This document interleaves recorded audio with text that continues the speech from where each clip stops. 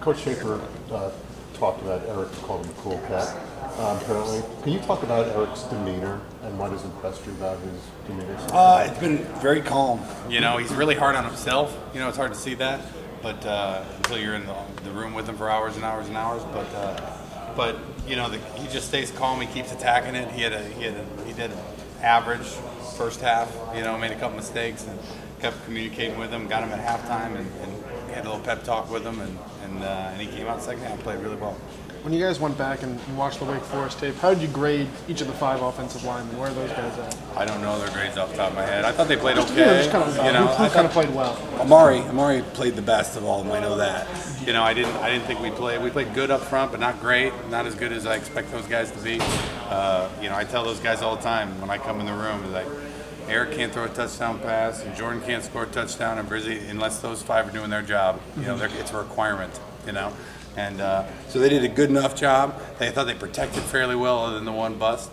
Run game wise, I think we were a little bit high at times, and you know, and they took it to heart, and they had a great practice today. So but I mean, they're decent. They're a good front. You know, I set the bar pretty high for those guys up front, and they keep answering the bell. Can you talk about Eric's command and, you know, on the field and the presence he has for a young guy? Yeah, I mean, it's impressive. You know, he's still messed up a couple of the signals. You know, and called a couple plays that I've never heard of. You know, and that we've never run. So we've run some stuff we haven't never. It's not even in the playbook. We ran it. So you know, so he got caught up a couple times.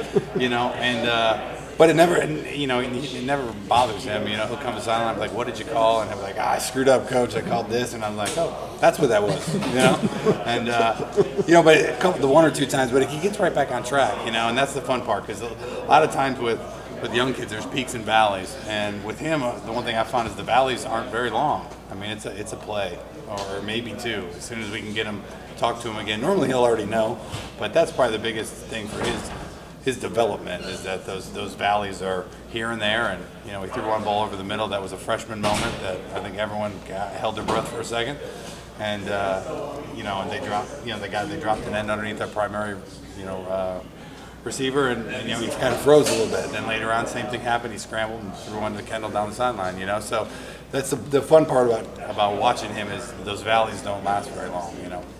I wanted to ask about Corey Winfield. I know you went down to St. Louis when he was being recruited to be a wide receiver. What do you remember from that visit and kind of what you saw from him? Just athletically. I mean, he is an unbelievable athlete. You know, his vertical is crazy. His high school film, they would just kind of throw the ball up to him and let him go Randy Moss people. You know, and I think he returned the first 6 kicks that were kicked to him that year, and then they stopped kicking to him, obviously. You know, but 6 in a row, I think it was 6. It's a pretty impressive number. You know, and.